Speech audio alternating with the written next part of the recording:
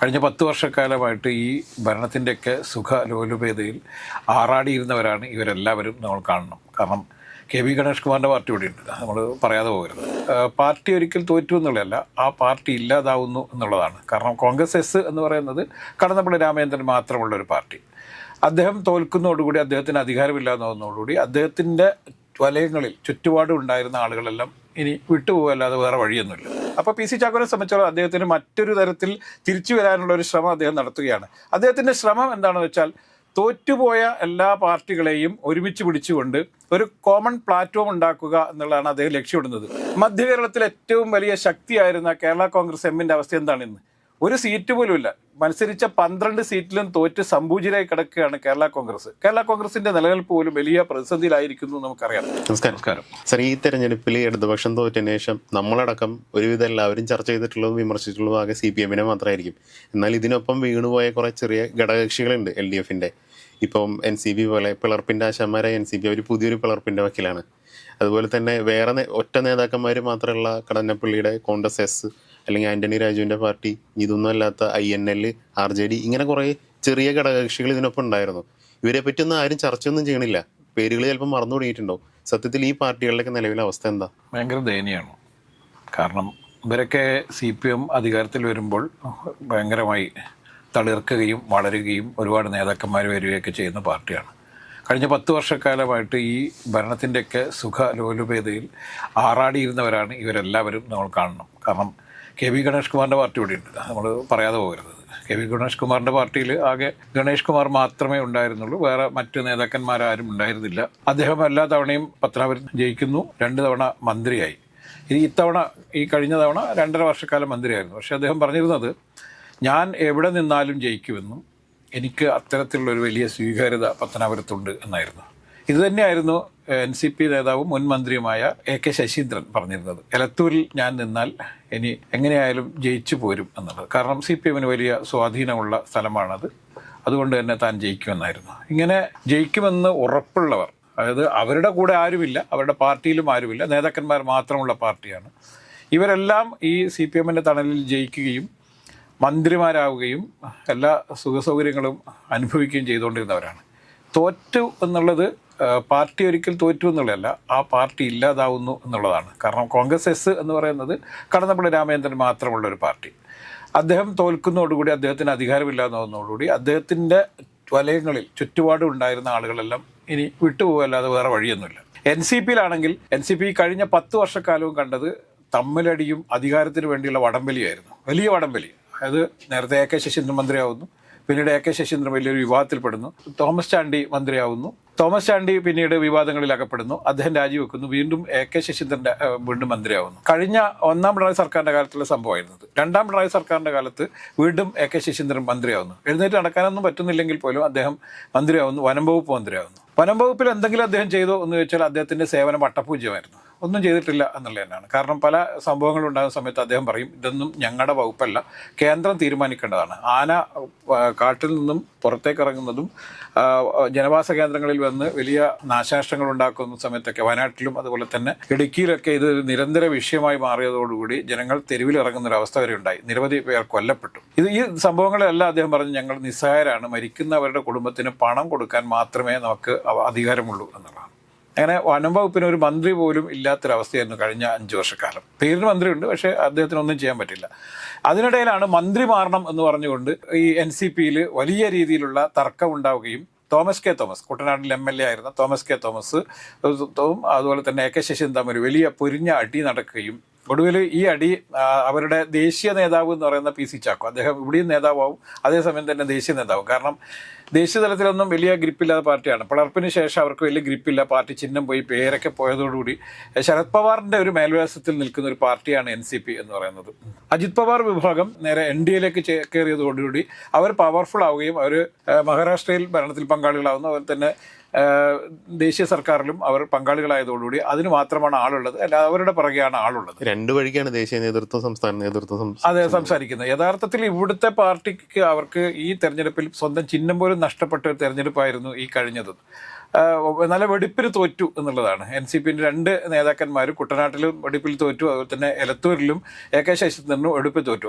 AK Saseendran അവിടെ മത്സരിക്കരുത് എന്ന് പറഞ്ഞുകൊണ്ട് കോഴിക്കോട് ജില്ലാ കമ്മിറ്റി, കോഴിക്കോടൊക്കെ ജില്ലാ കമ്മിറ്റിയൊക്കെ ഉണ്ട്, കാരണം മന്ത്രി ഉണ്ടായിരുന്നതുകൊണ്ട് അവർക്ക് ജില്ലാ കമ്മിറ്റിയൊക്കെ ഉണ്ടായിരുന്നു, അവർക്ക് നേതാക്കന്മാരൊക്കെ ഉണ്ട്, അണികളാണ് ഇല്ലാത്തത്.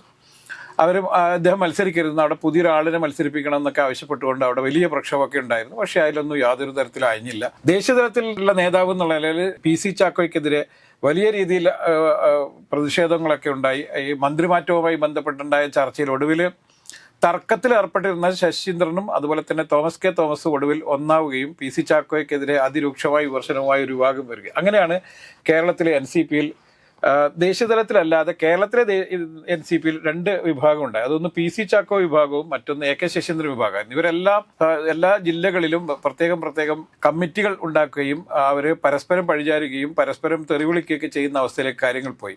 ഇവർ തമ്മിലുള്ള തർക്കങ്ങളും അല്ലെങ്കിൽ അധികാരത്തിന് വേണ്ടിയുള്ള ഈ വടംവലിയൊക്കെ യഥാർത്ഥത്തിൽ ഈ LDFന്റെ തകർച്ചയ്ക്ക് അല്ലെങ്കിൽ തോൽവിക്ക്, മഹത്തായ തോൽവിക്ക് കാരണമായി നമ്മൾ കാണേണ്ടതുണ്ട്. അല്ലാതെ കേവലം CPMന്റെ മാത്രം പ്രവർത്തനമല്ല ഇവരുടെ തോൽവിക്ക് കാരണം JDSന്റെ നേതാവായ കൃഷ്ണൻകുട്ടി, അദ്ദേഹം 5 വർഷം ഇവിടെ മന്ത്രിയായിരുന്നു.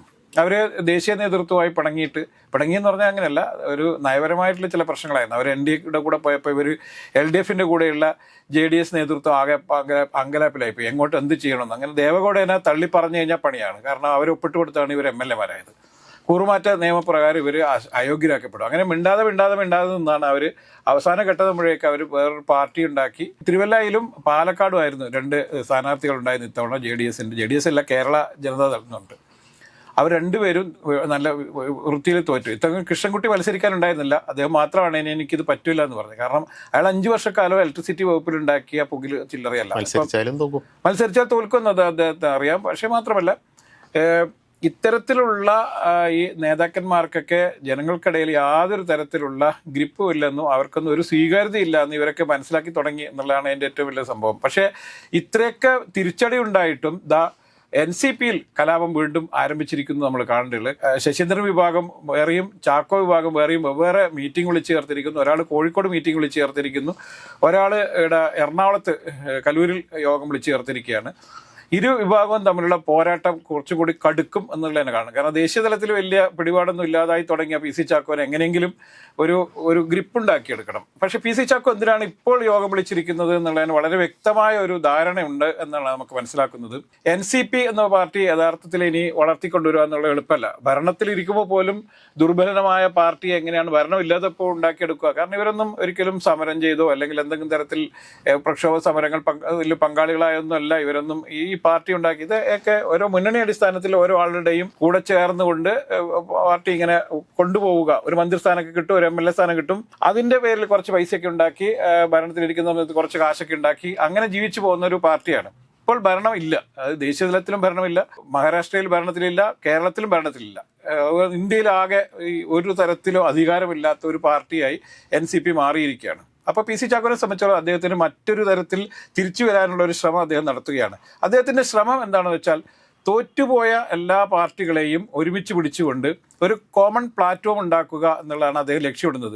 ഇനി അടുത്ത തവണ LDF അധികാരത്തിൽ വരുമ്പോൾ ഭരണത്തിൽ വരാൻ വേണ്ടിയിട്ടല്ല, മറിച്ച് BJP മാത്രം വിചാരിച്ചാൽ കേരളത്തിൽ അധികാരത്തിൽ വരാൻ പറ്റില്ല. അതുകൊണ്ട് BJPക്ക് അനുകൂലമായ ഒരു രാഷ്ട്രീയ നീക്കമാണ് PC ചാക്കോ നടത്തിക്കൊണ്ടിരിക്കുന്നത്. അത് പ്രത്യേക ദൗത്യം ഏറ്റെടുത്താണ് അദ്ദേഹം കേരളത്തിൽ വീണ്ടും സജീവമായിട്ട് തീരുമാനിച്ചു. കഴിഞ്ഞ ഇലക്ഷനൊന്നും അദ്ദേഹം സജീവമായിരുന്നില്ല എന്ന് ശ്രദ്ധിക്കണം.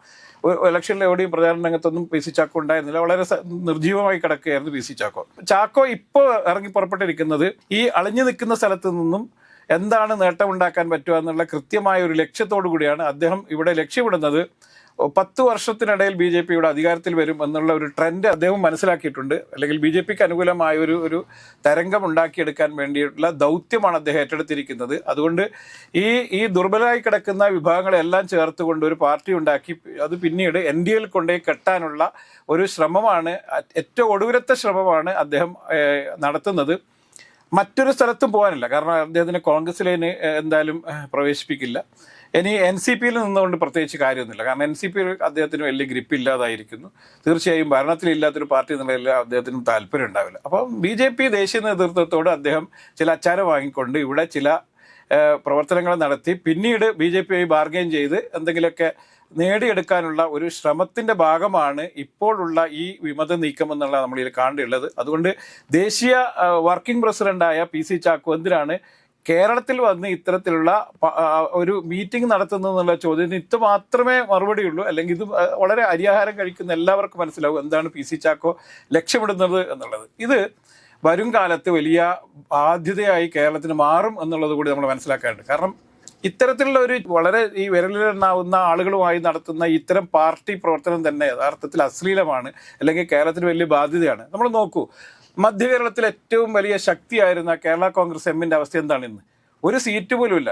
മത്സരിച്ച 12 സീറ്റിലും തോറ്റ് സംപൂജിതരായി കിടക്കുകയാണ് കേരള കോൺഗ്രസ്. കേരള കോൺഗ്രസിൻ്റെ നിലനിൽപ്പ് പോലും വലിയ പ്രതിസന്ധിയിലായിരിക്കുന്നു നമുക്കറിയാം. അതുകൊണ്ട് ഇത്തരം ചെറുകക്ഷികൾ, അത് ഇടതുപക്ഷത്തായാലും ശരി വലതുപക്ഷത്തായാലും ശരി, ഇത്തരം ചെറുകക്ഷികളൊക്കെ അവസാനിക്കേണ്ടതാണ്. കേരള രാഷ്ട്രീയം കുറച്ചും കൂടി ശുദ്ധീകരിക്കാൻ വേണ്ടി ഇത്തരം ആളുകളൊക്കെ, ഇത്തരം പാർട്ടികളൊക്കെ ഇല്ലാതാവേണ്ടത്, നിർജ്ജീവമാവേണ്ടതുണ്ട്. പ്രധാനപ്പെട്ട രാഷ്ട്രീയ കക്ഷികൾ മാത്രം സജീവമായി നിൽക്കുകയും ബാക്കിയെല്ലാം തീർന്നു പോകേണ്ടതാണ്. എനിക്ക് തോന്നുന്നു ഈ കേരളത്തിൽ വരും കാലത്ത് അത്തരം പാർട്ടികളൊക്കെ ഇല്ലാതാവും. പ്രത്യേകിച്ചിട്ട് യുവാക്കൾക്ക് ഇത്തരം പാർട്ടികളോടോ ഇത്തരം തരത്തിലുള്ള അഭ്യാസങ്ങളോടൊന്നും യാതൊരു താല്പര്യമില്ല. അതുകൊണ്ടാണല്ലോ കോക്രോച്ച് ജനതാ പാർട്ടിയൊക്കെ ഉണ്ടാകുന്നത്. ജനങ്ങളെ ഇത്തരത്തിലുള്ള രാഷ്ട്രീയക്കാരെ, അവസരവാദികളായ രാഷ്ട്രീയ നേതാക്കന്മാരെ അവഹേളിക്കാൻ വേണ്ടിയും അല്ലെങ്കിൽ അവരെ ശക്തിയായി വിമർശിക്കാൻ വേണ്ടിയും ഉണ്ടാക്കുന്ന ഇത്തരം ഈ തമാശ പാർട്ടികളെ ജനങ്ങളും അത് പ്രത്യേകിച്ചിട്ട് യുവാക്കൾ ഏറ്റവും കൂടുതൽ സ്വാഗതം ചെയ്യുന്നു. നോക്കൂ, 5 ദിവസം കൊണ്ട് ആ പാർട്ടി 1 കോടി ക്ലബിൽ അംഗത്വമെടുത്തു എന്ന് പറഞ്ഞിട്ടാണ് ഇന്നൊക്കെ വരുന്ന വാർത്തകൾ. അതുകൊണ്ട് ഇത്തരം ഈ കടൽക്കിഴവന്മാർ ഉണ്ടാക്കുന്ന ഇത്തരം നീക്കങ്ങളെ കേരള സമൂഹം ഒറ്റയടിക്ക് തള്ളിക്കളയേണ്ടതാണ്. അതുകൊണ്ട് PC ചാക്കോയെ പോലുള്ള അവസരവാദികളായ ഈ രാഷ്ട്രീയ നേതാക്കന്മാർക്ക് ഇനി കേരളത്തിൻ്റെ രാഷ്ട്രീയ മണ്ണിൽ സ്ഥാനമില്ല എന്ന് പ്രഖ്യാപിക്കാൻ വേണ്ടി കേരളത്തിലെ പ്രബുദ്ധരായ എല്ലാ ആൾക്കാരും, ജനത ഒന്നടങ്കം അദ്ദേഹത്തെ എതിർക്കേണ്ടതാണ് എന്നുള്ളതാണ് നമ്മൾ ഇദ്ദേഹത്തിൻ്റെ ഈ നീക്കത്തെ നമ്മൾ കാണുന്നത്. ഇതിലെ മറ്റൊരു കാര്യം എന്ന് വെച്ച് കഴിഞ്ഞാൽ ഈ നേതാക്കന്മാരെ സംബന്ധിച്ച് അവരുടെ വ്യക്തി താല്പര്യങ്ങൾക്കപ്പുറം മറ്റൊരു ആശയം അവരുടെ രാഷ്ട്രീയത്തിനോ ഈ പാർട്ടികൾക്കോ ഒന്നുമില്ല. ഈ വിഭാഗങ്ങൾ എന്ന് നമ്മൾ പറയുമ്പോൾ മൊത്തം 10 പേരായിരിക്കും. അത് 2 വിഭാഗമാകുമ്പോൾ 5-5 എന്നല്ലാതെ ഇതിനപ്പുറത്തേക്ക് മറ്റൊരു ജനപിന്തുണയൊന്നും ഇവർക്കില്ല. ഇതിനിടയിൽ നടക്കുന്ന സംഭവം എന്താണെന്ന് സത്യത്തിൽ ഈ ജനങ്ങൾ അറിഞ്ഞിട്ടില്ല. ഇവർ പിളർന്നോ ഇല്ലയെന്ന് പോലും പകുതി പേർക്ക് അറിയില്ല. അല്ല, ഇത് പിളരുക എന്നൊക്കെ പറയുന്നത് കുറെ ആളുകളുടെ താല്പര്യങ്ങൾ സംരക്ഷിക്കാൻ വേണ്ടി ഒരു വിഭാഗം നടത്തുന്ന ശ്രമം. ഇപ്പം വളരെ വിരലിലെണ്ണാവുന്ന ആളുകൾ മാത്രമായിരുന്നു INL ഉള്ളത്. INL മന്ത്രി ഉണ്ടായപ്പോൾ അവർ ചേരിതിരിഞ്ഞ് ആക്രമിക്കുന്നതും അതുപോലെ തന്നെ PSC അംഗത്വത്തിന് ഒരാൾക്ക് ആർക്കോ വലിയ പൈസ മേടിച്ച് വിറ്റു എന്നൊക്കെ പറഞ്ഞുകൊണ്ടുള്ള വിവാദവും തെരുവിലെ തല്ലും ഒക്കെ നമ്മൾ കണ്ടതാണ്. അഹമ്മദ് അഗർകോവിൽ എന്ന ഒരാൾ എങ്ങനെയോ പൂച്ചഭാഗ്യത്തിന് കോഴിക്കോട് 2 ജയിക്കുകയും അദ്ദേഹം മന്ത്രിയാവുകയും ചെയ്തതോടുകൂടിയാണ് INL ഇത്രയേറെ ശക്തമായ പ്രതിഷേധവും പരസ്പരം തല്ലും ഒക്കെ ഉണ്ടായത് നമ്മൾ കാണണം. ഈ ഇലക്ഷനിൽ അവർ സംപൂജ്യരായി എന്നുള്ളത് കൊണ്ട് ഇനി INL തല്ലുണ്ടാവില്ല. കാരണം അധികാരവും ഇല്ല, ഒന്നുമില്ല. ആർക്കും ഒരു 5 പൈസ വരുമാനമില്ലാത്ത ഒരു പാർട്ടി ആയത് മാറുകയാണ്. അപ്പോൾ സ്വാഭാവികമായിട്ട് ഒരു എടുക്കാച്ചലക്കായി മാറുന്നു എന്നുള്ളതാണ്. INL യാതൊരു പ്രസക്തിയും ഇല്ല എന്നുള്ളതാണ് ഈ ഒരു ഇലക്ഷനിലുണ്ടായ ഏറ്റവും വലിയ പ്രത്യേകത. അത്തരത്തിലുള്ള ഒരു പ്രസക്തിയുമില്ലാത്ത എല്ലാ പാർട്ടികളെയും ജനങ്ങൾ തള്ളിക്കളഞ്ഞു എന്നുള്ളതാണ്. അത് ഞാൻ നേരത്തെ പറഞ്ഞത്. ഇത്തരം ഈ അശ്ലീല പാർട്ടികൾ, രാഷ്ട്രീയത്തിലെ അശ്ലീലങ്ങളെ തുടച്ചു മാറ്റാൻ വേണ്ടി യുവജന വിഭാഗം ശരിക്കും അതിശക്തമായി ഇറങ്ങും. വരും കാലത്ത് ഇത്തരത്തിലുള്ള ഒരു അഭ്യാസവും കേരള രാഷ്ട്രീയത്തിൽ സംഭവിക്കില്ല എന്ന് തന്നെ നമ്മൾ അറിയേണ്ടതുണ്ട്. കേരളത്തിലെ യുവാക്കൾക്ക്, അല്ലെങ്കിൽ കുറച്ചും കൂടി സത്യസന്ധമായ രാഷ്ട്രീയ പ്രവർത്തനത്തോടെ നടക്കണമെന്ന് ആഗ്രഹിക്കുന്ന യുവാക്കൾക്ക് ഇത്തരം കോമാളിത്തരത്തോടൊന്നും ഒരു താല്പര്യമില്ല എന്നുള്ളതാണ് ഈ രാഷ്ട്രീയ പാർട്ടികളെല്ലാം ഇങ്ങനെ തിരസ്കരിക്കപ്പെടാനുള്ള പ്രധാനപ്പെട്ട കാരണം. ഈ യുവാക്കളുടെ എതിർ ശബ്ദത്തെ രാഷ്ട്രീയവാദം എന്നൊക്കെ പറഞ്ഞ് മാറ്റി നിർത്തുന്നത് ശരിക്കും മണ്ടത്തരല്ലേ? അല്ല, എന്തുകൊണ്ടാണ് രാഷ്ട്രീയവാദം എന്ന് പറയുന്നതിന്റെ ഒരു പ്രധാനപ്പെട്ട കാരണം, ഒന്ന്, പരമ്പരാഗതമായ രാഷ്ട്രീയ പ്രവർത്തനത്തിന് ഏതെങ്കിലും തരത്തിൽ ഭംഗമുണ്ടാകുമോ എന്നുള്ള ഭയം എല്ലാ പാർട്ടികൾക്കും ഉണ്ട് എന്നുള്ളതാണ്. അത് പ്രത്യേകിച്ചിട്ട് ഇവർ ഈ കോക്രോച്ച് ജനതാ പാർട്ടി എന്ന പ്രയോഗം തന്നെ നടത്തിയത് യഥാർത്ഥത്തിൽ BJPക്കെതിരാണ്. ഭാരതീയ ജനതാ പാർട്ടിക്ക് അവർ കളിയാക്കിക്കൊണ്ടാണ് ഈ കോക്രോച്ച് പാർട്ടി എന്നുള്ള എതിർ പാർട്ടിയായിട്ട് ഇവർ പ്രഖ്യാപിച്ചത്. അവർക്കൊന്നിനും ഭയമില്ല, ഒന്നിനും ഭയക്കേണ്ട കാര്യമില്ല. കാരണം ഈ യുവാക്കളാണ് യഥാർത്ഥത്തിൽ ഒരു സമൂഹത്തിന്റെ ഏറ്റവും വലിയ ശക്തി എന്നുള്ളത് കൊണ്ട് തന്നെ യുവ നേതൃത്വം ആകമാനം ഒരുമിച്ച് കഴിഞ്ഞാൽ അത് വലിയ രീതിയിൽ ഈ രാഷ്ട്രീയ പാർട്ടികൾക്കൊക്കെ വലിയ ബുദ്ധിമുട്ടായി തീരും എന്നുള്ളത് ഇവർ വളരെ പെട്ടെന്ന് മനസ്സിലാക്കിയിരുന്നു. അതുകൊണ്ടാണ് അവരുടെ അക്കൗണ്ടൊക്കെ പൂട്ടിക്കാൻ, ഈ വീണ്ടും അക്കൗണ്ട് പൂട്ടിക്കുമെന്ന് പറയുന്നത്. IB-യുടെ റിപ്പോർട്ട് ഉണ്ടെന്ന് പറയുന്നു. അവർ വലിയ രീതി എന്താ IB-യുടെ റിപ്പോർട്ട്, ഇവർ വിഘടന പ്രവർത്തനം നടത്തുമെന്നുള്ള ഭയമാണ് അവർക്ക്. അല്ലെങ്കിൽ ഈ ജൻസി പിന്നെ വിപ്ലവം പല സ്ഥലങ്ങളിൽ നടന്ന പോലുള്ള ജൻസി വിപ്ലവം ഇന്ത്യയിൽ നടക്കുമോ എന്നുള്ള ഭയമുണ്ട്. കാരണം BJP ഏറ്റവും പിന്തിരിപ്പൻ പാർട്ടിയാണെന്നും BJP-യുടെ ആശയങ്ങൾ ഒരിക്കലും നമ്മുടെ യുവസമൂഹത്തിന് ഒരിക്കലും യോജിക്കാൻ പറ്റുന്നതല്ല എന്നുള്ളൊരു ബോധ്യം BJP നേതൃത്വത്തിനുണ്ട് എന്നുള്ളതാണ്. കാരണം BJP പശുവിനെ വിൽക്കാൻ ശ്രമിച്ച ഒരാളെ തല്ലിക്കൊല്ലുന്നു, മാംസം ഭക്ഷിച്ചു എന്ന് പറഞ്ഞുകൊണ്ട് അദ്ദേഹത്തിനെ തല്ലിക്കൊല്ലുന്നു. അങ്ങനെ വളരെ ഒരിക്കൽ പോലും ഒരു ജനാധിപത്യ രാജ്യത്ത്, മതേതരത്വവും ജനാധിപത്യമൊക്കെ ഉള്ള രാജ്യത്ത് സംഭവിക്കാൻ പാടില്ലാത്ത നിരവധി സംഭവങ്ങൾ നടന്നുകൊണ്ടിരിക്കുക ഇന്ത്യയിൽ. അതുകൊണ്ട് അത് നമ്മൾ 16-ാം നൂറ്റാണ്ടിലേക്ക് തിരിച്ചു പോകുന്ന ഒരവസ്ഥയിലേക്കാണ് കാര്യങ്ങൾ പോകുന്നത്. ഇന്ത്യ ഷൈനിങ് എന്ന് പറയുമ്പോൾ ഇന്ത്യ യഥാർത്ഥ ഷൈൻ ചെയ്യല്ല ചെയ്യുന്നത്, ആകെ വല്ലാത്തൊരു തരത്തിലേക്ക് ആളുകളുടെ ഇടയിൽ മാറുകയാണ് ചെയ്യുന്നത്. മോദി ലോകരാജ്യങ്ങളെല്ലാം പോയി ഞങ്ങളാണ് ഏറ്റവും വലിയ പുരോഗമനവാദികൾ എന്ന് പറയുകയും എന്നാൽ ഇവിടെ വന്ന് ഒരു പുരോഗമനവും ഇല്ലാത്ത പ്രവർത്തനങ്ങൾ കാഴ്ചവെക്കുകയും ചെയ്യുന്നുള്ള ഒരു വിരോധാഭാസമാണ് നമ്മൾ കണ്ടുകൊണ്ടിരിക്കുന്നത്. അതുകൊണ്ട് ഈ പല ശാസ്ത്ര കണ്ടുപിടുത്തങ്ങളെയും ഒരു തരത്തിലും ശാസ്ത്രീയത ഇല്ലാത്ത രീതിയിൽ അവതരിപ്പിക്കുന്ന ചില മന്ത്രിമാർ കൂടിയുണ്ട്. പശുവിൻ്റെ മൂത്രം കുടിക്കാനൊക്കെ പറയുന്ന, ചാണകത്തിൽ മെഴുകാൻ വേണ്ടി പറയുന്ന മന്ത്രിമാരൊക്കെ ഉള്ള ഒരു രാജ്യത്താണ് നമ്മൾ ജീവിക്കുന്നത്. അതൊന്നും ഒരിക്കലും ഈ അഭ്യസ്തവിദ്യരായ ശാസ്ത്രബോധമുള്ള ഒരു യുവാവിനും അത് സഹിക്കാൻ പറ്റുന്ന, എല്ലാം അംഗീകരിക്കാൻ പറ്റുന്നില്ല. അതുകൊണ്ടാണ് വളരെ പെട്ടെന്ന് തന്നെ ഈ കോക്രോച്ച് പാർട്ടിക്ക് വലിയ സ്വീകാര്യത ഉണ്ടായി നമ്മൾ കാണേണ്ടതുണ്ട്. അതുകൊണ്ട് കേരളത്തിൽ ഇത്തരത്തിലുള്ള ഈ ഞാഞ്ഞൂലുകളെ തീർത്തും ശരിക്കും അടിച്ച് ഓടിക്കേണ്ട കാലം കഴിഞ്ഞിരിക്കുന്നു. അതുകൊണ്ട് PC ചാക്കോ ആയാലും ശരി, AK ശശീന്ദ്രൻ ആയാലും ശരി, അതുപോലെയുള്ള എല്ലാ കടൽക്കിഴവന്മാരെയും ഈ കേരള ജനത അടിച്ചു ഓടിക്കുന്നുള്ള ഒരു സംശയമില്ല.